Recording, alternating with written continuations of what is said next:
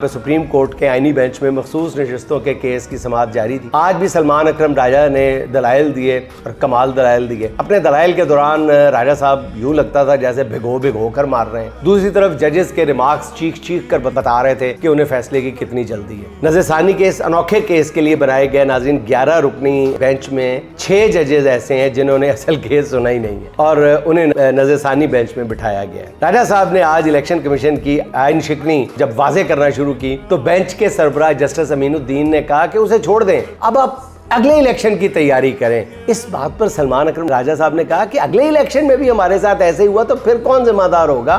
नाज़रीन, ये जस्टिस अमीनुद्दीन साहब एक सीनियर सुप्रीम कोर्ट के जज की तरफ से ये बात कहना कि इस बात को छोड़ दें, अगले इलेक्शन की तैयारी करें।